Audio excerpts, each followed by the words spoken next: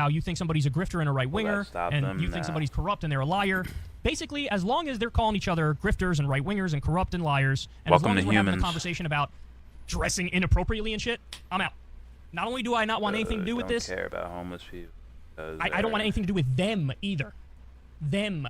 I'm done with all of them. Because I'm an adult.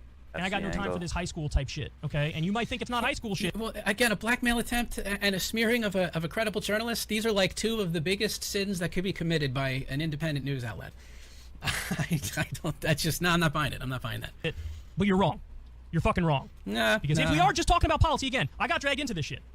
Syria is about policy. Because supposedly, it is all about smearing journalists that go against the establishment. Now that should be about policy. Shit like that. I think that should be about that's policy. Policy. Is it really? Well, then you didn't think that, what are the numbers again? My 103 segments on Syria, my 82 segments on Russia, my 16 on Russiagate, my 217 on Medicare for All, and maybe a dozen on Forced to Vote. That wasn't sufficient for you to understand where I am policy-wise in this conversation? So listen, on the policy stuff, yes, I happen to agree much, much more with Jimmy and Aaron, without a doubt. On the personal stuff, at this point, I want nothing to do with any of you guys. And if you don't like that, you can fuck off. And I'm not just talking to them now. I'm talking to people in the audience who might not agree. Big mistake. Big with how I'm approaching this or what I'm doing. I don't fucking care. Yeah, I don't care. Not a good move. I'm an introverted guy. You know, if there's people who are blatantly wrong about something and you tell them to fuck off, I got no problem with that. You can't gaslight your audience and piss on their leg, tell them it's raining, and then say fuck off, and then like if you're going to do that and you're like, I'm willing to accept the shrapnel that comes with that, okay, well then if you want to self-immolate, that's fine. But you can't then be like, oh, you can't play the victim.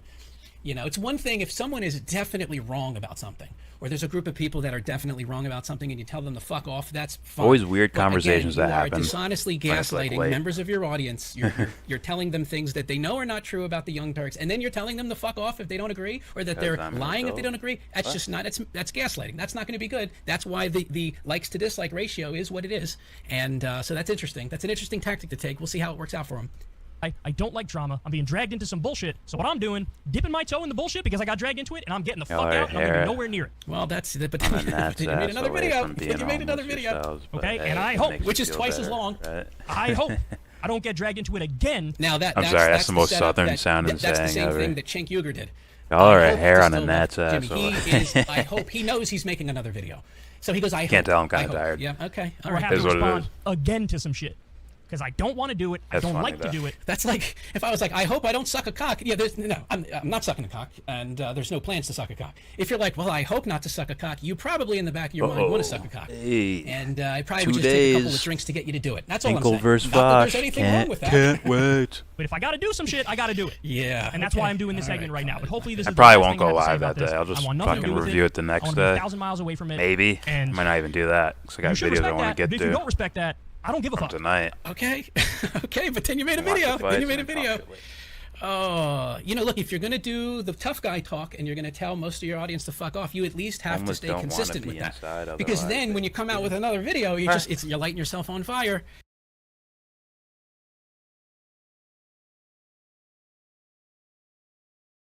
Not play next video.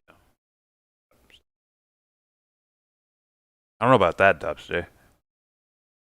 It's like there's this thing that people they get into patterns with things. They find comfort zones. Humans they can adjust to so many different scenarios. A lot of people talk about it in regards to like something like prison, right? Being institutionalized. That's how the stereotype goes or whatever, to where it's like they get comfortable there, to where it's like it's no big deal being there. Even though it's like, hey man, I'm sure there's a lot I wish I can get you used to other scenarios that are way better. And they can happen with homeless people or homelessness.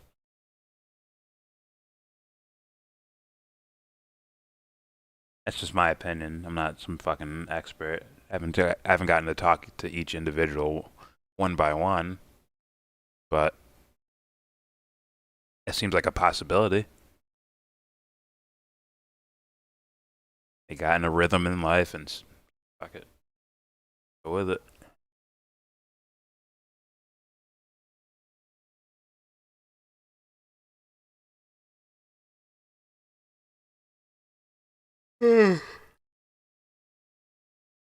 I know a lot of homeless, they don't want to be inside. I mean, if I offered the keys to a fucking mansion, would they take it? Are you telling me they'd be like, nah, I just want to be out here?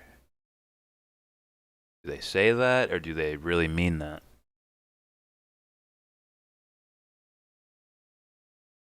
That's the question. That can happen.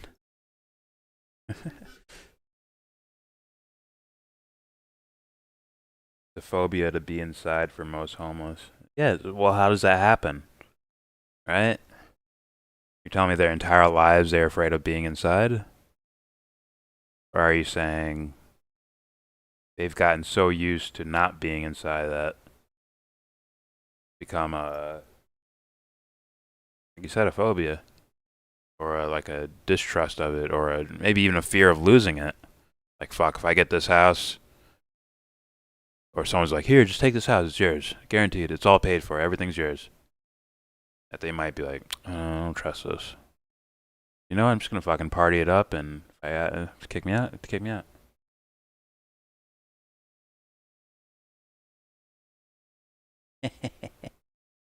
Bosch first Tinkle, who can suck a golf ball through a straw.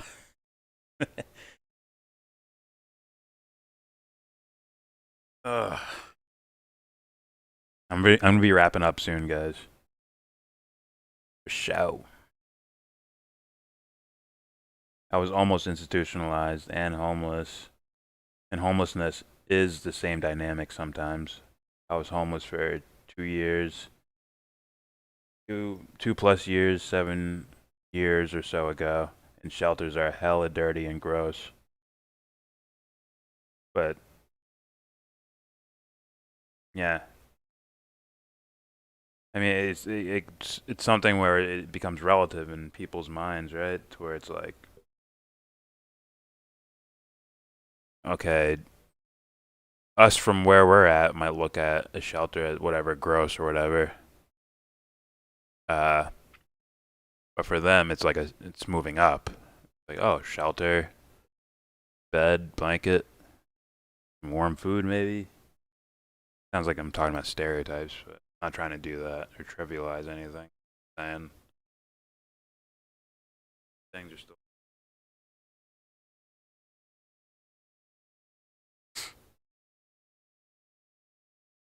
That happens all over the place. Trust me, the filthy rich are not fucking immune to that shit, bro.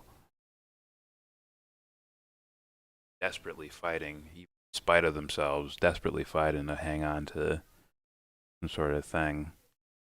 And they're probably as far as psychology goes, they're probably in a worse position because they have more shit they have to hold up, right? They have to fight the floor from going down. Fucking grab a rope and fucking hold that bitch up, bro. Keep the floor up. Keep working towards the ceiling. Keep maintaining the money. They're very institutionalized to that lifestyle. And you'll see them do some desperate things to hang on to that lifestyle. When it's the bottom floor, where it's like homelessness or prison or something like that, it's like, well, how much? Like, I can't go down any further. This shit is fucking safe here. Right? This shit ain't going away. I'll still always have this. But if you start moving up, oh fuck, what if it gets taken away again?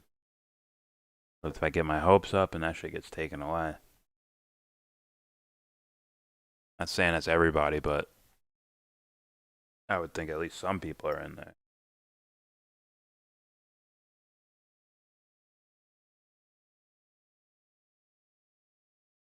Shelters are hideous. I've been there before. Literally stole the Thanksgiving meal donated to the homeless to get home. Jesus. They stole what few possessions they had and whatever donations.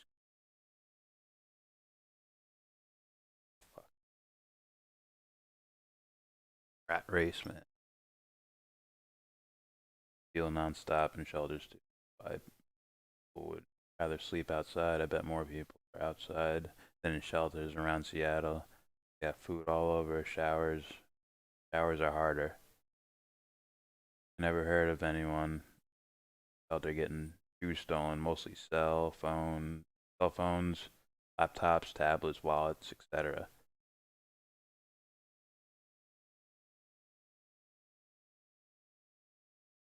Pretty good money items, right?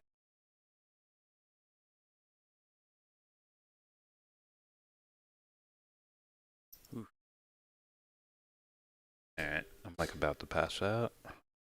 I definitely love the late night conversations, talking to people. I get my cool radio voice down.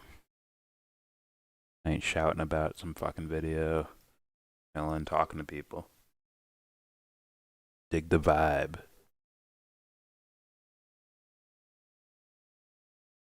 Sound compassionate or actually work to solve the problem?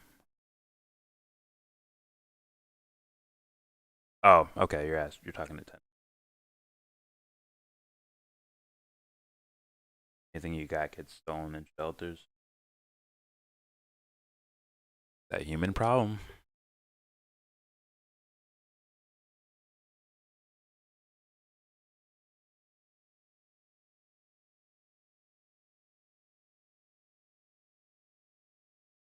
I'm sure for most it's, or you know, at least initially, it's about survival, and then after time, it probably turns into pleasure. The thrill of stealing some shit. Got stories when they get back. Whoever they hang out with. Yeah, I did this, this, and that. Got away with this, this, and that. Did this, this, and that. That's how I got this, this, and that.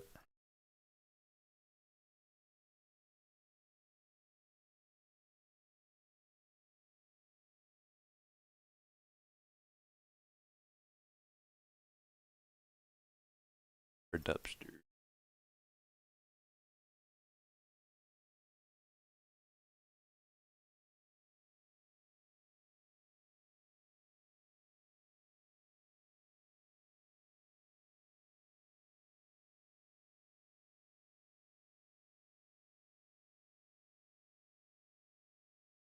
There's still fucking 20 people here.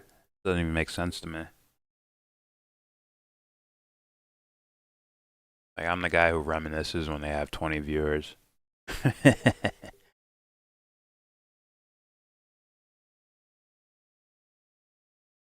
Yeah, I remember the days when it was just me, James, and a camera.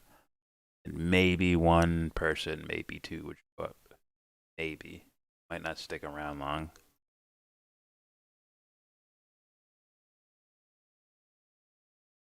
Then you make some videos about whatever politician, and all of a sudden, now there's 5 people here. I'm growing. Pause, bro. Pause. I'm doing late night radio voice guy. Perfect monotone. I don't have the accent for it though.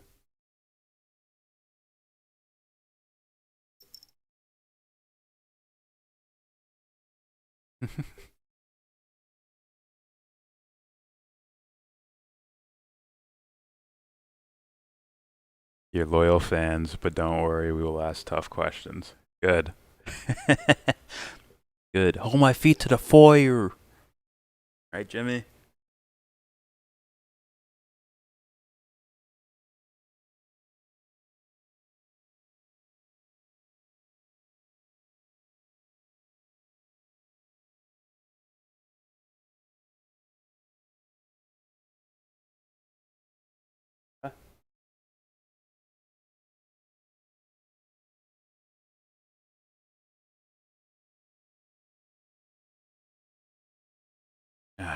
Alright. Alright, I'm peacing out. Thank you guys for watching. If you're new here, you want to subscribe, please go ahead. But you don't have to. Don't forget to share, support, hopefully donate to Devon's Journey to Recovery and Unapologetic GoFundMe. Also check out Red Neckonomics, aka Stevie, aka Fred, aka the Southern gal who knows how to get down. Pause. I gotta crack jokes. And with all that said, give this video a thumbs down. Say you wanna get in, and then you wanna get out. When you get the money to buy yourself a castle, how will you wear your leisure? You zip it back and front on the fence together. Weekends in leather, flip to the right,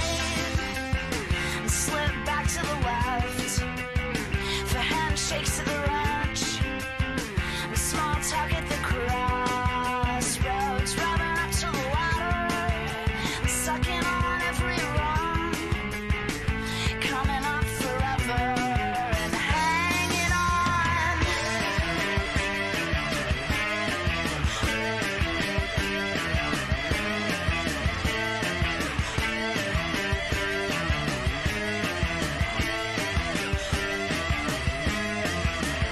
That's entertainment.